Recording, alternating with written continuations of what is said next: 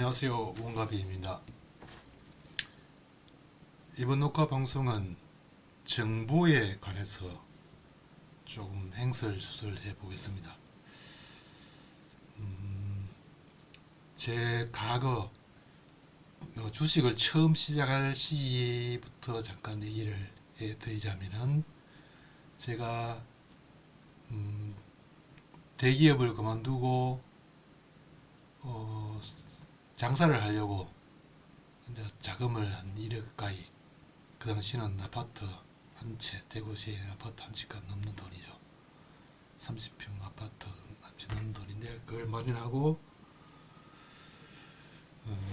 준비하는 과정에 IMF가 터졌죠. 1997년 IMF가 발생하고 10월 23일 구제금융 신청 전에 제가 친구 권유로 주식을 산 적이 있어요. LG정보통신이라고, 지금은 LG전자에 합병되었다가 다시 또 분리된 걸로 알고 있습니다. LG정보통신이라고 있었어요. 휴대폰 이런 쪽에 관련 업체인데 우량주니까 그 당시 한 6만 원 정도 제가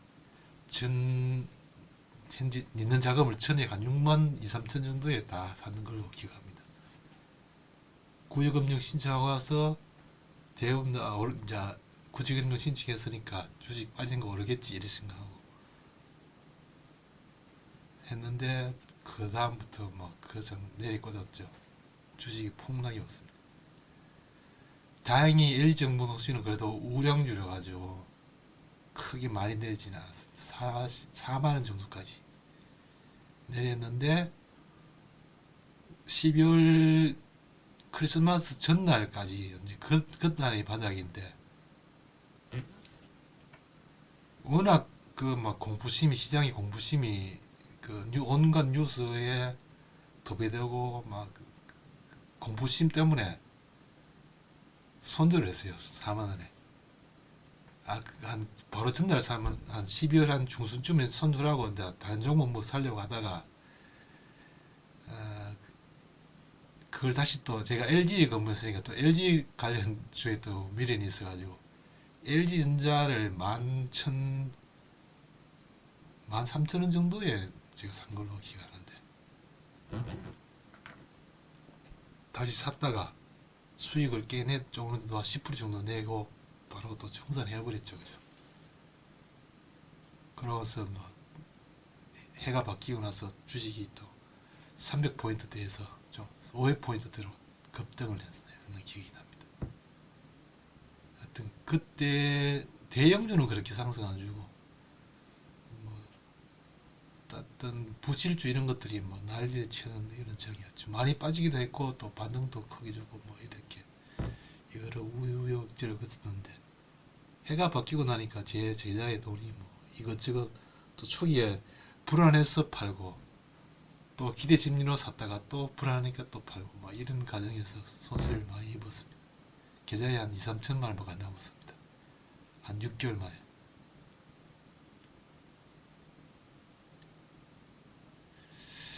그 전에 이제 그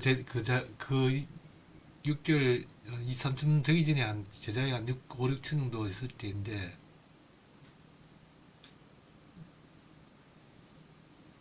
그 영풍산업이라고 있었어요. 영풍산업이라고 이제 그 당시에는 뭐 PC로 주문 이런 거가 주가 아니고 정거사에 나가가지고 직접 이제 주문을 내고 뭐 이렇게 같이 좀 자금을 크게 갖고 노는 사람들끼리 누우면서 이렇게 그 같이 공부하면서 이렇게 주문 분석도 하고 차트 분석도 하고 이렇게 했었는데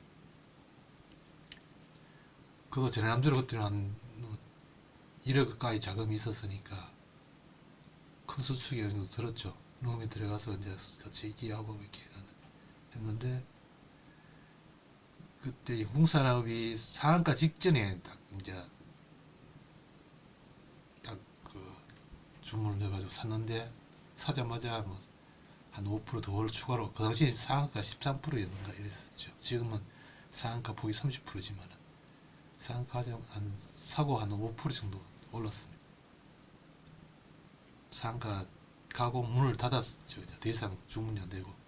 장마치고 나서 뉴스를 보니까 뭐 중국 사람이 성주에 과거에 이제 금강채굴 이런 게 일제시대에 금강채굴 같은 거 이렇게 많이 하고 그래가지고 그걸 재개발한다 이런 뉴스가 신문에 떴더라고요.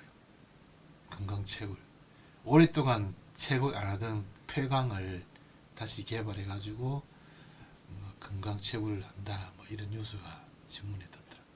그래서 이게 뭐 제대로 있나 싶어가지고 제가 직접 차 끌고 이제 성주 그 쪽에 갔죠. 찾아가지고 아름아름 찾아가지고 영국 사람이 소유하고 있는 그런 폐광 그걸 찾아가지고 가보았죠. 그래서 현지에 그 사람들인데 직접 물어보기도 하고 이렇게 하니까 뭐 여기에 전혀 사람들 오고 아주 오랫동안에 폐광해가지고 실제로 금강이 이제는 뭐 다 말라가지고 책을 해도 나오는 것도 없고 그래서 일단 폐광된 상태입니다 이렇게 얘기하더라고. 제가 직접 그러니까 뭐 이게 진짜 헛소문이구나. 뭔가 뭐 작전을 약간 일시적으로 물량을 줄이기 위해서 신문에 정보를 흘리는 거구나. 개미들 뭐 이렇게 끌어들이기 위해서 그런 것 같다 이런 생각이 들더라고. 그래서 다음 아침에 딱 개장하자마자 바로 정리했죠. 일단 정리하고 그 10% 정도 수익 내고 이제 정리하고 나니까 가지도 못하고 바로 뭐 쭉 쏟아져 내려버리더라고. 그 당시는 이런 헛소문 어떤 정권 찌라시 이런 쪽에 지금도 마찬가지지만 그때는 더 이런 그 정권 금융 쪽에 이게 뭐랄까 규제가 좀 덜 허술했기 때문에 더 찌라시 이런 정부가 더 많이 판을 쳤죠. 그죠? 그래서 초기에는 저도 이제 주식을 할 때는 막 특히 제가 공대생이니까 논리적으로 뭔가 딱딱 이렇게 이 판단이 안 되면 어떤 매매를 안 하는 이런 성격이든 논리적으로 늘 항상 논리적으로 접근하기 위해서 분석하고 차트가 뭐 이게 갖추어졌느냐 물량 매집이 되었느냐 여러 가지 이런 조건들을 이렇게 또 기업 분석도 확실히 해서 도박이 있는 뭐 부실질은 안 건드리고 대체로 우량주 쪽으로 대체로 건드리는 쪽으로 매매를 하는 방향을 틀었죠. 그래가서 이제 좀 어느 정도 안정이 되어가는 완전 바닥을 2, 3천만에서 완전 바닥을 찍어가지고 이제 좀 수익을 한 달에 10% 이상씩 수익을 차가는 이런 단계였죠. 논리적으로 분석하다 보니까 그러고 나서 어떤 제가 기회가 왔는 게 옛날에 지금은 지누스로 바뀌는지 회사가 아직 있는지 모르겠는데 옛날에는 지누스로 바뀌는 회사가 있어요. 그 전에 회사 이름은 잘 기억이 안 나는데 텐트 만드는 회사였거든요. 그래서 이제 텐트 만드는 회사였는데 좀 회사이면서 좀 유명한 회사였는데 그게 인터넷 통신 전화 뭐 이런 사업을 한다고 해서 제가 물량을 싹 박스권 놀다가 살짝 밑으로 바닥을 살짝 이게 물량을 살짝 다시 그다드리는 이런 차트였죠. 밑으로 빠져가 다시 그다드리는 이런 차트였는데 제 바닥이 그때 5,600원 정도였는가 제가 6,000원 정도 부분에서 다 샀어요. 그때 다 안 매집해가지고 제 친구들은 또 그 당시에 제가 추천해가지고 1,600가량 정도 있었고 저는 몇천 주를 들고 있었는데 그게 슬금슬금 오더니 9,900원까지 딱 가더니 가는 날 첫 상한 거였죠. 첫 상한 가면서 물량이 좀 정가에 청 남았습니다. 물량이 좀 다 묵지도 않고 지금 몇천 주가 딱 남아 있더라고요.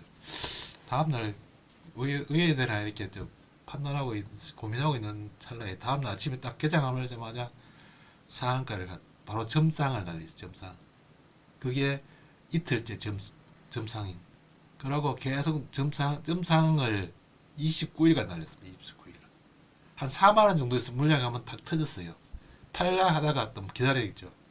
바로 물량을 청소하려 하다가 바로 물량을 딱 그다더리더라고요. 그 위로 계속 점상이 날려갔어요. 11만 원 정도까지 날라갔어요. 6만 6천 원 정도 썼는 게 11만 원 정도까지 그러고 계속 점상을 갔으니까 아침에 출근해가지고 막 어떤 상한가 터지는 거 안 터지는 거 그것만 바라보고 있었죠. 종일 터진만 이제는 두 번째 터지면 이제 물량 다 정리하겠다 생각하고 그때는 스릴이 있었죠. 그죠? 하루 종일 점 상한가 터지는 거 안 터지니까 그것만 11만 원 정도까지 가가지고 하여튼 10만 원대에 다 정리했어. 물량 터지고 딱 상한가 딱 터지는 순간 제가 다 정리했으니까. 그때 이후로 이제 돈을 이제 원래 자금에서 몇 배 수익을 냈죠. 그러고서 몇 배 수익을 내고 또 이제 그러고서 거기에 이제 또 이 작전주에 또 매력이 빠져가지고 또 그 에피소드를 얘기하면 또 주위에 막 그게 뭐 그때 데이콤인가 그때죠. 통신회사 데이콤이 30만 원 찍고 이럴 때거든요. 그때 10만 원대에 누가 또 막 그 30만 원 간다고 인터넷에 막 떠드니까 10만 원대에 사는 사람이 있더라고. 그 정보를 시장에 정보에 속으면 안 되거든. 이게 데이콤 30만 원 가니까 이것도 뭐 인터넷 뭐 사업 이런 거 한다고 30만 간다 이렇게 하면서 그래 그 사람 나중에 왜 됐는지 정확히 기억 안 나는데 하여튼 주위에 민폐를 많이 끼쳤을 겁니다. 돈을 빌려가지고 했으니까. 그 이후로 저는 이제 이게 어떤 작전주 분석을 하는데 한 반년 이상 1년가에 미쳐가지고 막 분석을 하다가 조금 뭐 수익 나는 거 좀 드러냈죠. 주식으로는 그 이후로 뭐 작전주 뭐 이제는 이게 내가 그때 그게 참 천운이었구나 이런 생각하고 작전주 하는 거 1년 더 하다가 이제 그만뒀죠. 워낙 그때도 장이 들쑥날쑥하게 변동성이 아주 심한 이런 2000년대 이 작전 들쑥날쑥 어떤 등락이 심했으니까 좀 단기 매매하기도 많이 좋았죠.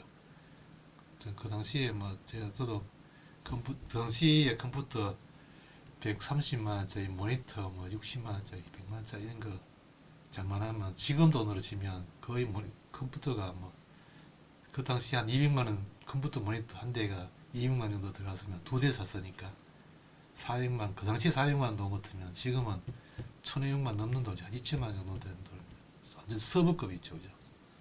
서브급 지금 치면은 뭐 10만 원도 안 되는 가치 지금 아직 그때 그 기념으로 그때 컴퓨터가 아직 남아 있습니다. 본체는 아직 남아 있습니다. 그냥 폐기물이지만은 그때를 상기하기 위해서 남아 있는데 모니터는 그 당시에 이제 히타치 모니터 21인치 히타치 모니터가 그 당시에 엄청 큰 거였죠. 29인치 그때 21인치도 엄청 크지만 29인치는 막 대형이죠, 그죠? 그걸 두 대를 모니터 이제 둘은 안 되니까 당시는 컴퓨터 위에 책상 위에 이제 모니터 그 큰 걸 두 개를 올리면 열기가 막 그때는 그거니까 그 뭐랄까 CRT 모니터니까 뒤에서 이제 그 뭐야 전자파를 쏘가지고 이제 모니터에 그 데이터를 찍어주는 이런 방식이라 그러나 그래서 이제 열기가 후끈하겠죠. 방에 막 열기가 후끈후끈한 이런 그렇죠. 그래서 돈 좀 벌었으니까 사무실 저 볼리동 쪽에 대구 볼리동 쪽에 사무실 열어가지고 친구 둘이서 이제 매매를 했었는데, 하여튼 뭐 되게 이제 그런 힌트 저희는 또 소리도 띠 전자파를 쏘는 거는 방식이니까 소리도 한번 잘못하면 띵거리고 그죠. 전자파 소리 때문에 어떤 잡소리도 많이 났어요. 그때 그 모니터는 2000년대 중반, 2005, 6년 정도에 이제 폐기 처분하고 했었는데, 하여튼 그때 기억이 새로 갑니다. 그리고서 초기에 제가 이제 선물을 한 것은 2000년 2년도 정도에 제가 2000년도 2001년도에 이제 어떤 주식은 딱 그러고 선물 쪽에 약간 이렇게 눈을 뜨고 2002년도에 제가 그 투자대회에 나가지고 이제 주식이라든지 투자대회에 나가지고 2등도 하고 뭐 이래가지고 인터넷에 뭐 투자대회 하는 데 있었어요. 그 당시는 초기. 예, 지금은 없어진 회사지만 거기에 방송 이제 인터넷 방송도 출연하고 이렇게 했었는데, 그걸 이제 경영을 해가지고 팍스넷에 이제 제가 선물 방송을 했죠.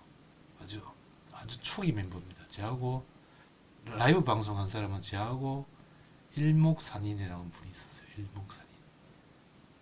2000년대. 김종철 소장은 방송은 했지만은 라이브는 안 하고 그냥 녹음 방송만 하는 이런 스타일이었죠. 라이브로 하는 사람은 저하고 일목산인 두 명이었어요.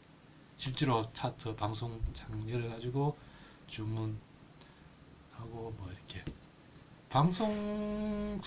라이브 방송 수익도 어느 정도 됐지만은 그 당시에는 녹음 방송, 사람들이 녹음 방송을 굉장히 많이 듣더라고요. 녹음 방송 제가 이제 지금 얘기 옛날 제 과거 얘기하지만은 실제로 중요한 얘기는 좀 나중에 할게요. 그 당시에 이제 그 녹음 방송 전화로 이렇게 녹음을 시켜놓으면 5분, 10분 이렇게 이제 시황을 녹음시켜놓으면 그걸 괜히 아주 많이 듣더라고요, 사람들이. 거의 30초에 듣는, 30초 녹음되는 걸 듣는데 2,000원인가 이렇게 돈 있거든요. 그러니까 보통 한 녹음하면 10분 이상, 어떤 사람은 뭐 어떤 15분, 20분씩 녹음시키더라고요.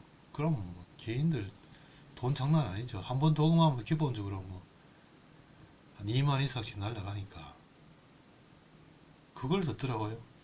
내가 오늘을 이 아심장 분석해가지고 오늘을 분석은 박스권은 얼마에서 얼마까지, 밑으로 빠지면 얼마 정도까지 밀리고 올라가면 얼마까지 정도다, 이렇게 예측을 분석을 다 해요.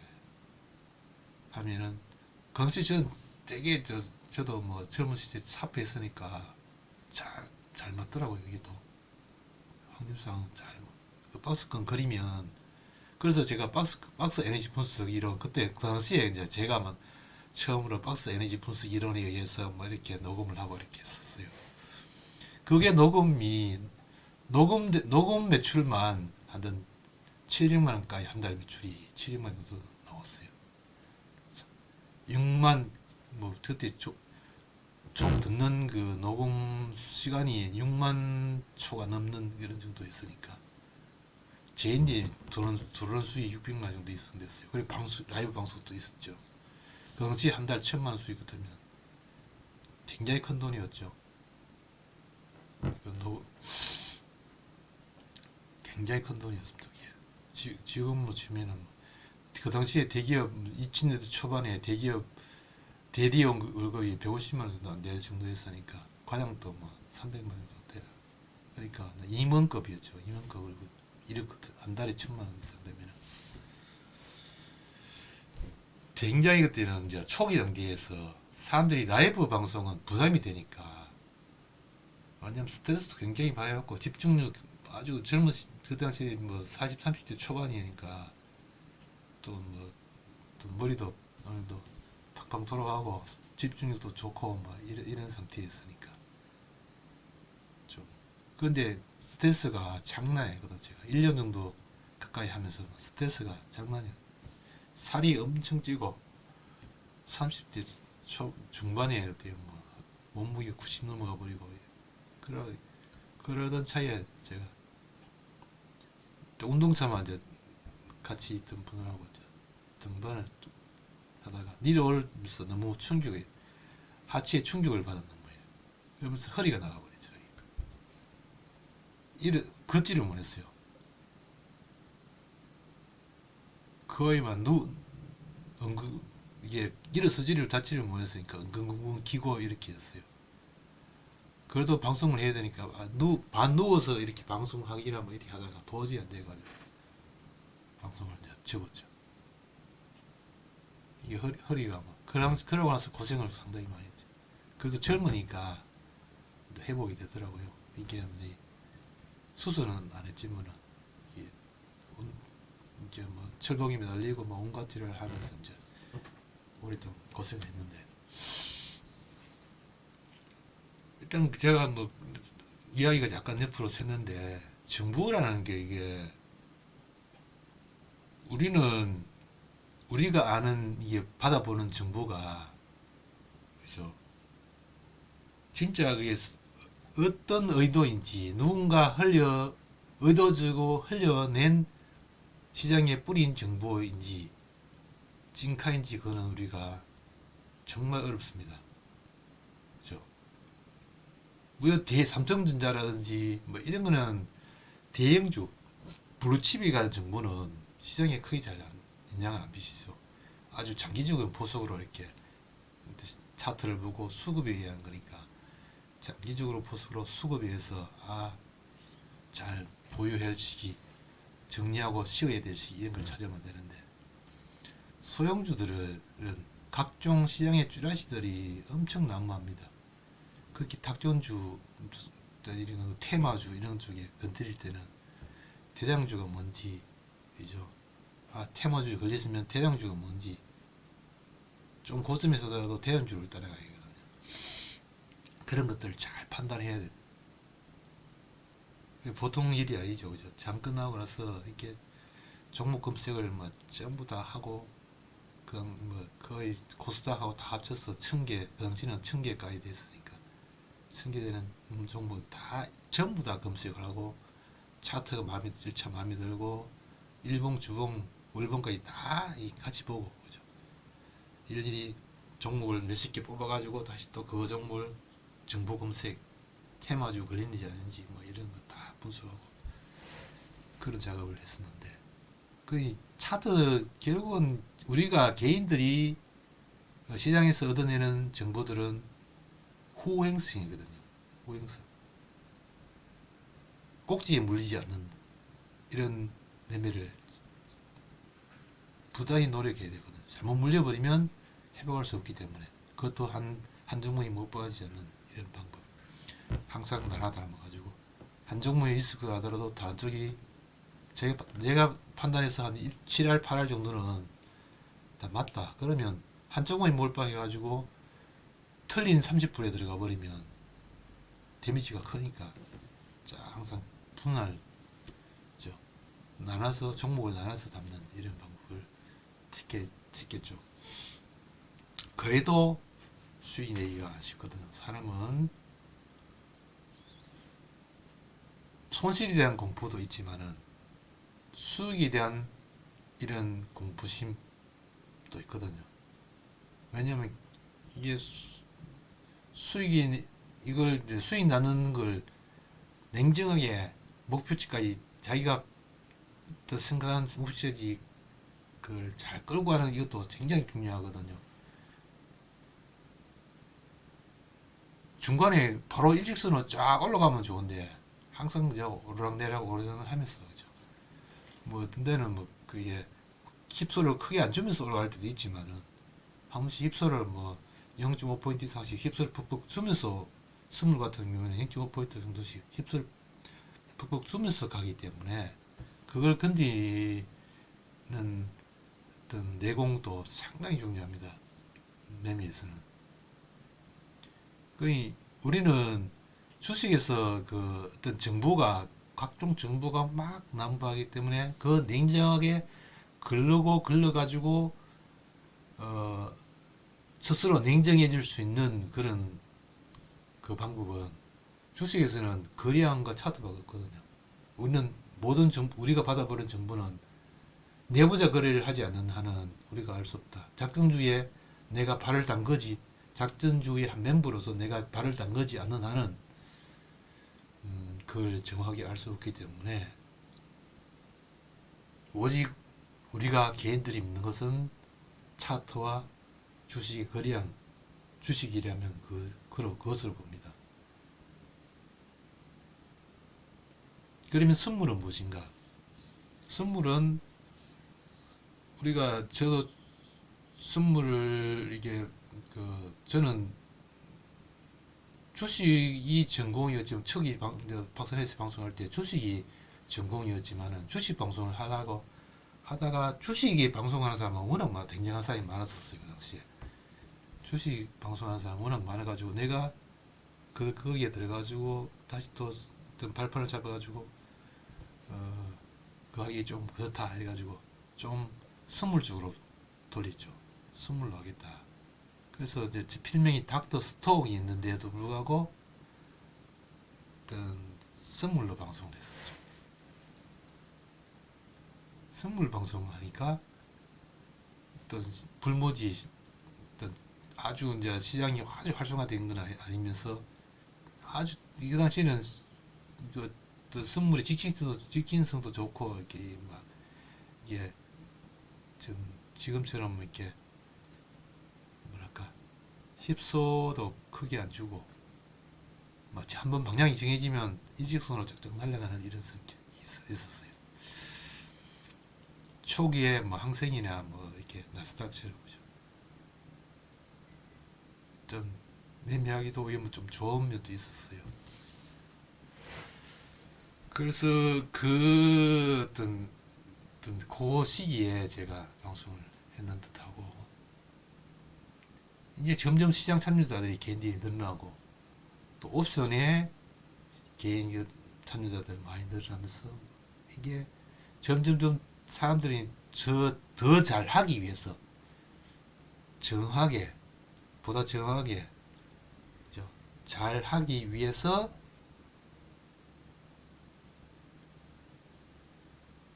자기가 보고 있는 정보에 다른 정보를 끌어들이고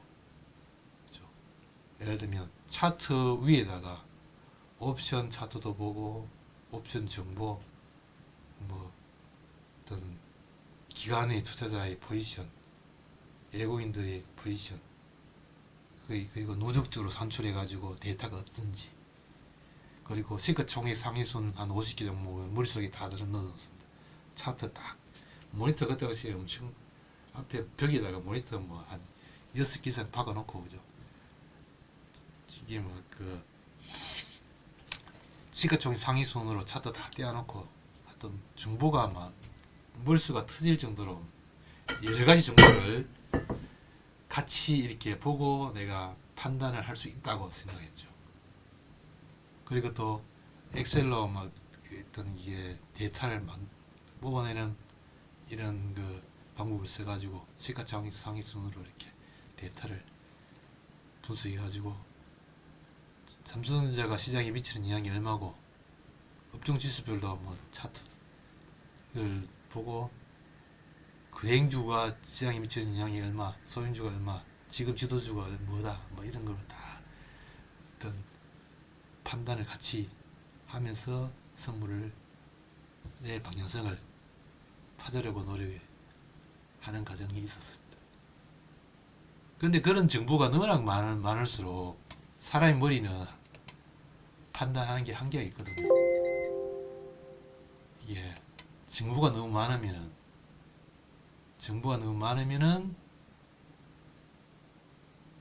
아주 정확하게 판단할 수 있을 것 같지만은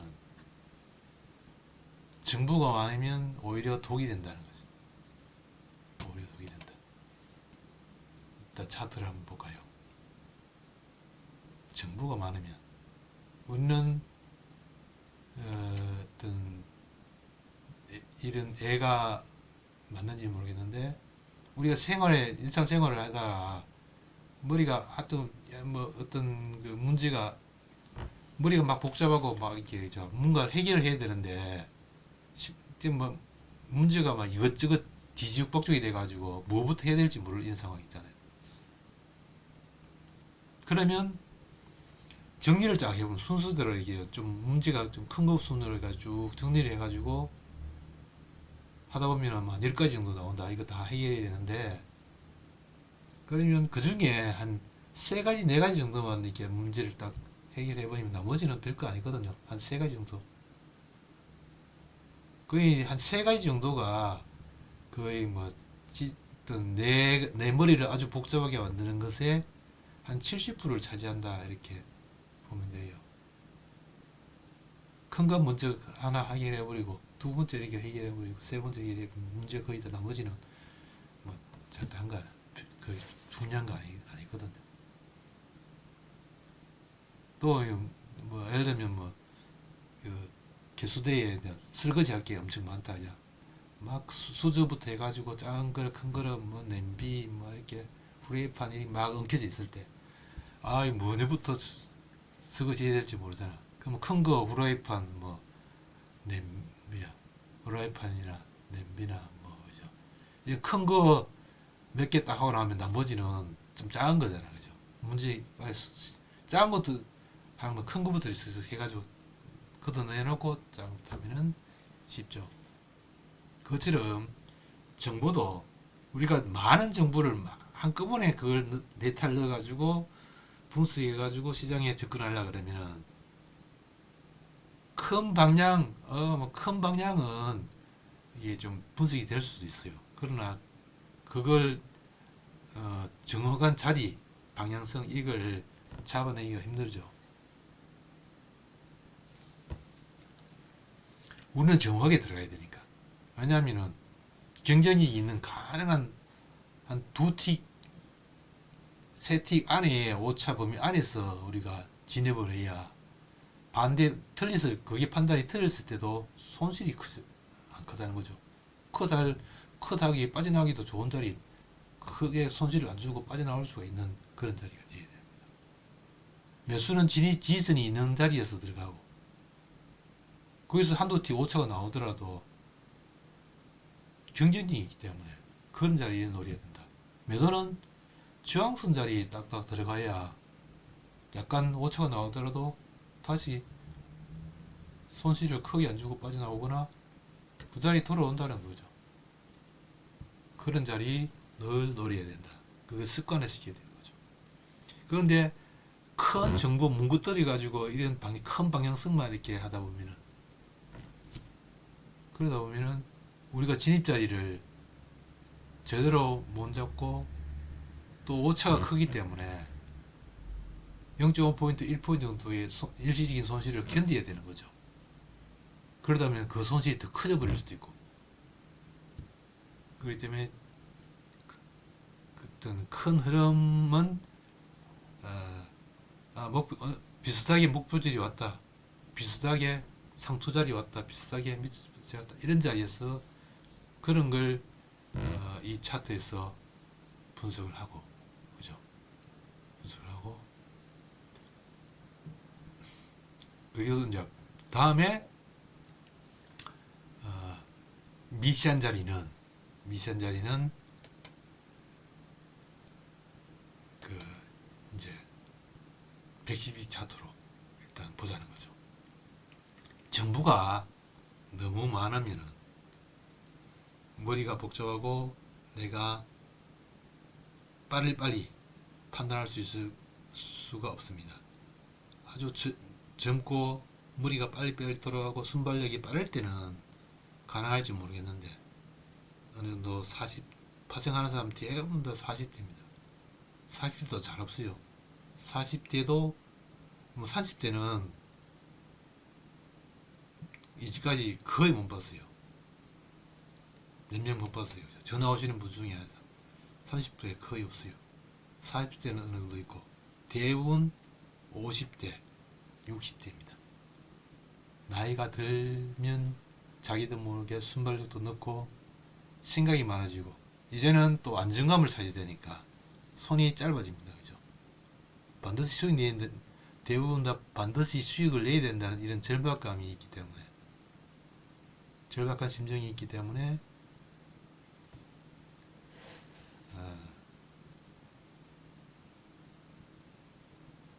이게 손이 잘 안 나가는 거죠. 진짜고 그렇기 때문에 진입해야 될 자리 진입을 하고 하다 보면 매티 움직이면 또 다시 그 자리 기다리니까 안 오고, 그렇죠. 다시 기다리나 그 자리에 오네. 그럼 따라가 또 그러다 보면 계속 방향을 가버리니까 또 추격매매 해버리고, 추격매매 해버리니까 또 단기적으로 경쟁력이 떨어지는 그런 자리에 들어가고, 약간 그 자리에서 또 약간의 힙수를 줘버리니까 또 불안해가지고 정리해버리고, 이렇게 되는 경우가 많습니다. 그래서 경쟁이 있는 자리에 진입할 수 있도록 항상 그 큰 방향은 이 330p 차트로 보고, 미시한 자리는 방향성이 정해졌다, 방향이 하방으로 정해졌다, 그러면 5분선이 항상 들이대라. 5분선 부분에서 그렇게 되면 이 5분선하고 추세선하고 부딪히는 자리에 들이대면 이렇게 묶고 나올 수 있는 자리는 된다. 일시적으로 약간 매틱 튀어오더라도 그 자리에 왔다 가거든. 항상. 그러니 문제는 위에서 들어가가지고 목표치가 어느 정도까지인지 일단 그 자리에서는 전부 틀고 기다려야 될 자리니 이런 목표치 자리를 잡는 것도 중요하지. 그것은 330D 자리에서 잡아주고, 내가 진입을 정확하게 어느 자리에 할 것인가, 가능한 매틱 진입 자리가 크게 오차가 두세 티 이상 벗어나면 별로 안 좋은 거죠. 내가 들어간 자리에서 매도를 했는데 한 세 티 이상 이렇게 오차가 나와버리면 그거 별로 좋은 거 아닙니다. 그죠? 가능한 경쟁이 있는 자리에 정확하게 들어가줘야 세 티 이상 오차가 안 나와야 됩니다. 세 티 이상 오차가 안 나오게 잘 들어가, 그런 자리를 항상 노려야 됩니다. 그래서 차트의 매매 운칙만 지키면 큰 탈이 없죠. 매도 신호 떴는데 5분선이 안 붙이고 인데스 밑에 툭 내려간다고 인데 진입해 그러면 다시 또 반동 주면은 그린다고. 항상 5분선이 기준입니다.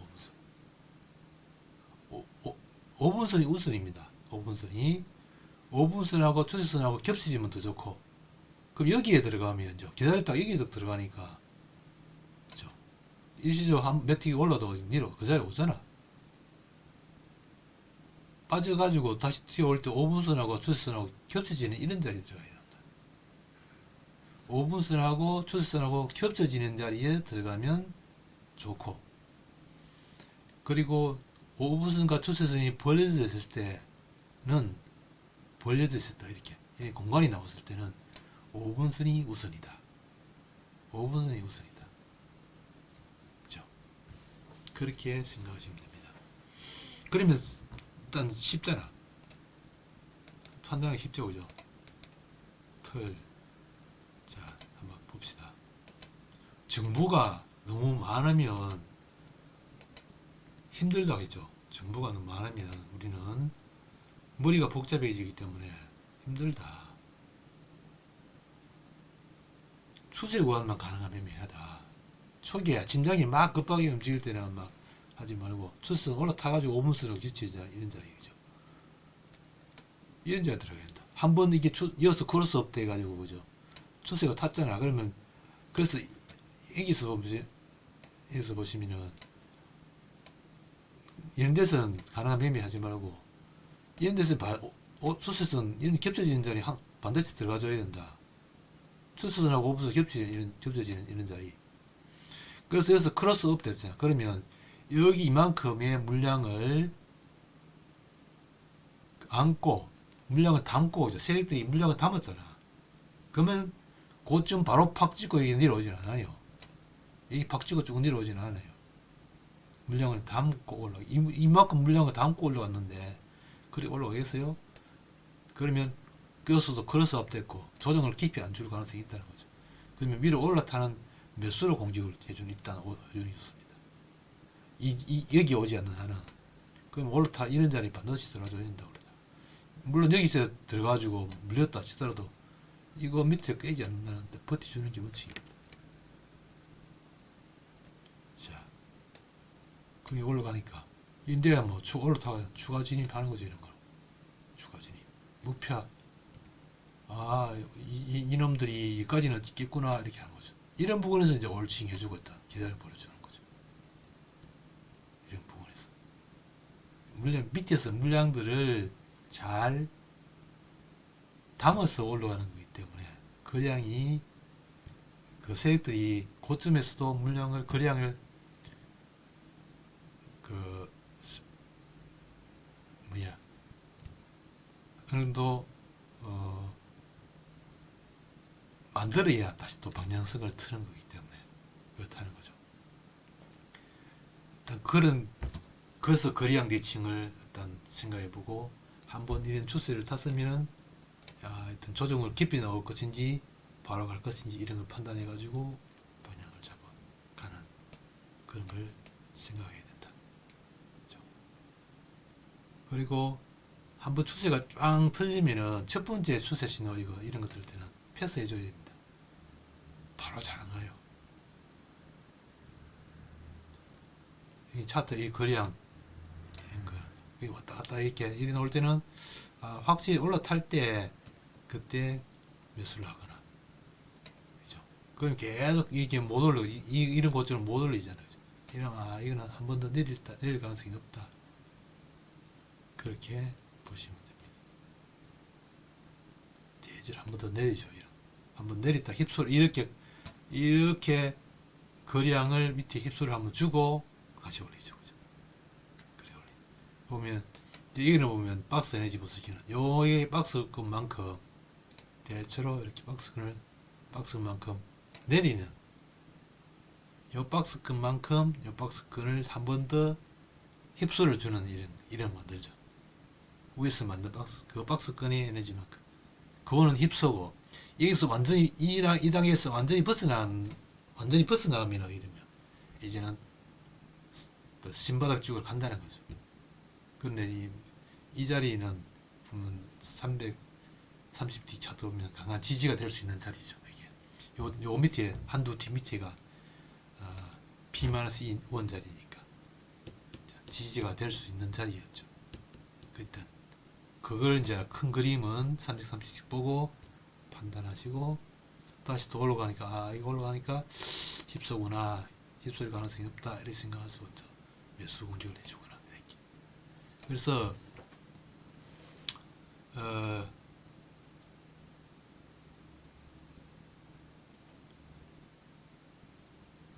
차트가 너무 또 차트의 원칙을 잘 지키기 위해서는 내가 보는 이런 차트가 아주 심플할수록 더 좋죠. 너무 복잡하게 설정해 놓을수록 그나마 머리가 복잡해진다는 거죠. 단순하게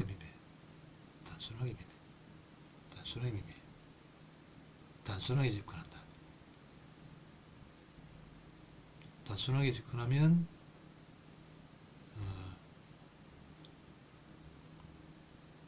머리가 복잡하지 않고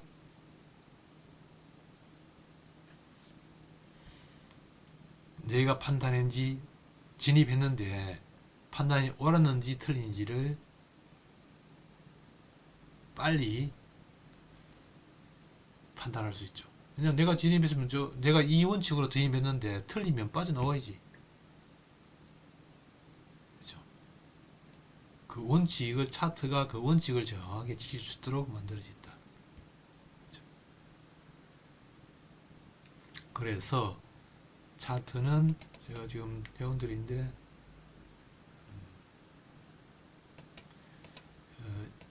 어떤 다른 정보를 매매하고 있는 정보를 가능한 간단하게 하시고 너무 복잡하게 시장을 보지 마라. 이것 정보를 다 끌어들여 가지고 종합적으로 판단해서 결론을 내려 하지 마라. 그러면은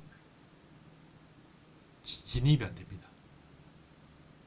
컴퓨터도 이미 컴퓨터가 모든 이 안에 세 가지 아주 중요한 지표는 트렌드라인 지표, 추세를 판단하는 이 트렌드라인 지표, 이 지표와 5분수만 보면 돼요. 나머지는 참고사항으로 보면 돼요. 그죠? 심각을 원칙을 5분수를 최우선을 하고 나머지 추세냐 박스권이냐 그 기준으로 해가지고, 그리고 제가 얘기는 목표치를 어디 설정하실 것인가, 그건 330D에서 보고 고점에서 거래량 형성되고 밑으로 흘러내릴 때는 쉽게 목표치가 끌려갈 수 있는 이런 중간에 막 틀리면 안 됩니다. 그죠? 이런 흔들리면서 틀리면 안 된다. 적어도 목표치 여기까지 와서 끌고 와야 된다. 이런 영봉 몇 개씩 치고 올린다고 막 틀리면 안 돼요. 그죠? 왜냐하면 위에서 물량을 안고 물량을 안고 밑으로 쏟아져 내리니까 약간 반동 주면 다 손실 줄이려고 물량을 정리하려고 그러기 때문에 목표치까지 끌고 가는 그런 걸, 그런 믿음으로 가져야 된다. 그죠? 자, 우리가 어떤 정보를, 너무 많은 정보를 가지고 시장을 판단을 하면 머리가 복잡하고 원칙을 지키기가 힘든다. 왜냐하면 그 많은 정보에 집대성된 정보가 그 원칙이 세워진 그 자리를 진입하게 할 수 있느냐, 그렇게 힘들거든요. 그래서 정보는 정보를 아주 심플하게 차트 속에서, 이미 차트는 아주 정교하게 많은 정보를 차트가 만들어서 분석해서 만들어주는 그런 시그널이기 때문에, 그런 조건이 왔을 때만 진입하면 탈이 없다. 계속 꾸준히 그 원칙만 지켜나가면서, 우리가 아주 더 심플해지려면 330도 아예 보지 말고 이 112 차트만 띄워놓고 이렇게 매매하는 것도 한 방법입니다. 머리는 나이가 들수록 머리는 심플하고 단순해질수록 판단력도 빨라지고 원칙을 지키기가 쉽다는 것입니다. 이상 행설수설 해봤습니다. 좋은 주말 되십시오. 감사합니다.